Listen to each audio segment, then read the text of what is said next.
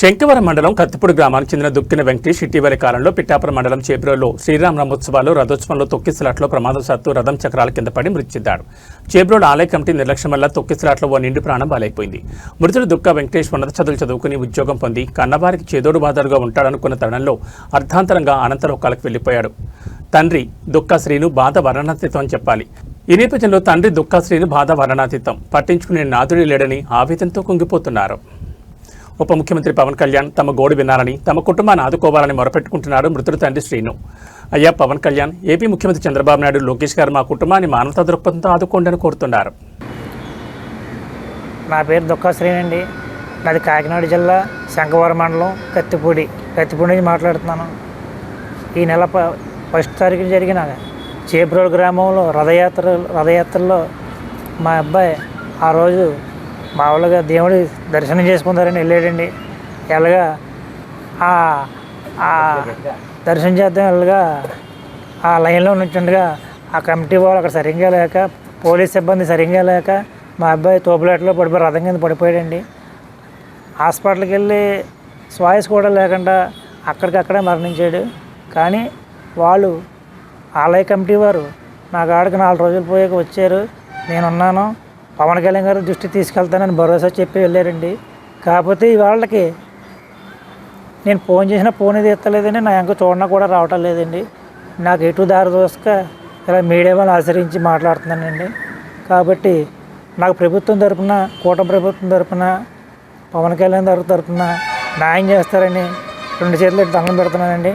కాకపోతే నన్ను పవన్ కళ్యాణ్ గారు ఒక్కసారి తీసుకెళ్తే నా మనసులో ఆవేదన చెప్పుకున్నారని శోకసంద్రంలో మునిగిపోయి ఇవాళ 21 రోజులు పెట్టి నేను బాధపడుతున్నానండి.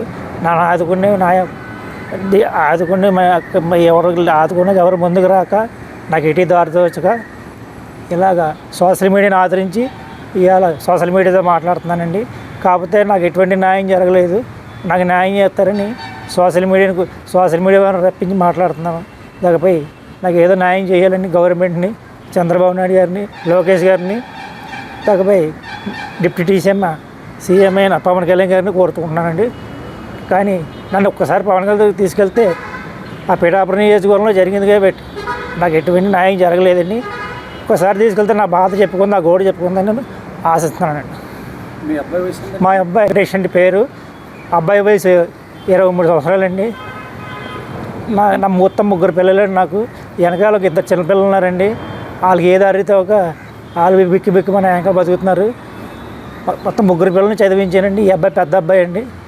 ఆ అబ్బాయికి 23 సంవత్సరాలండి, అమ్మాయి 19 సంవత్సరాలండి, చిన్న అబ్బాయికి 18 సంవత్సరాలండి. వాళ్ళకి ఏ దారి చూపుతారని నేను ఆశపడుతున్నానండి. నాకు ఏ దారి లేదండి. ఏం చేస్తారో మరి తెలియదండి. అంతా నాకు డిప్యూటీ సీఎం పవన్ కళ్యాణ్ గారు ఆదుకుంటారని నేను ఈ వీడియో ద్వారా మాట్లాడుతున్నాను. ఎక్స్పీరియన్స్ ప్రభుత్వం నుంచి ఏదో అందలేదండి. ప్రభుత్వం ఏదో నాకు సాయం చేస్తుందని, నా పిల్లలకి ఏదో న్యాయం చేస్తుందని నేను కోరుకుంటున్నానండి.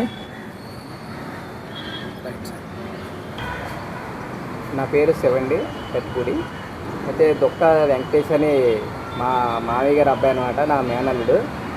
ఈ సీతారాముని కళ్యాణానికని తీర్థానికి వెళ్ళి రథం కింద పడి చనిపోవడం జరిగింది. ఆ విషయంగా ప్రభుత్వం కానీ, ఎటువంటి అక్కడ ఉన్న సభ్యులు కానీ, ఎటువంటి ఇప్పుడు వచ్చి ఎటువంటి విధానంగా ఇంటికి వచ్చి పరామర్శించడం కానీ ఎటువంటి న్యాయం చేయలేదు. అయితే ఇప్పుడు 21 రోజు బట్టి వీళ్ళ కుటుంబ సభ్యులు అందరూ బాధపడుతున్నారు. అయినా సరే ఎటువంటి వాళ్ళకి సహాయం కానీ ఎటువంటి చేయడం కానీ ఏమీ లేదండి. అయితే ఈ విధంగా నేను చెప్పేది ఏంటంటే, ఆ కుర్రోడు ఒకడే డిగ్రీ పూర్తి చేసుకుని ఏదో చిన్న ప్రైవేట్ జాబ్ చేస్తున్నాడు. ఈ లోపలనే ఆ అబ్బాయికి అలా జరిగింది. అయితే ఉన్న చిన్నపిల్లలు ఉన్న కుర్రోళ్ళు 2 ఆడమగ ఉన్నారు, మొత్తం 3. అయితే ఆ విధంగా ఏంటంటే ఆ చిన్నపిల్లలను పెట్టుకుని ఇతను అలా ఈ 21 రోజు బట్టి బాధపడుతున్నాడు. కానీ ఇతని గోస ఎవరూ వినిపించుకోవట్లేదు. అందుకని సోషల్ మీడియా తరఫు నుంచి మా మామయ్య మీ అందరికీ తెలియాలని ముఖ్యమంత్రి చంద్రబాబు నాయుడు గారు, నారా లోకేష్ గారి దగ్గరికి, ఇలా డిప్యూటీ సీఎం పవన్ కళ్యాణ్ గారి దగ్గరికి దృష్టికి తీసుకొచ్చి అతనికి న్యాయం చేయాలని మేము మేమందరం, మా ఫ్రెండ్స్ అందరం మేమందరం కోరుకుంటున్నాం.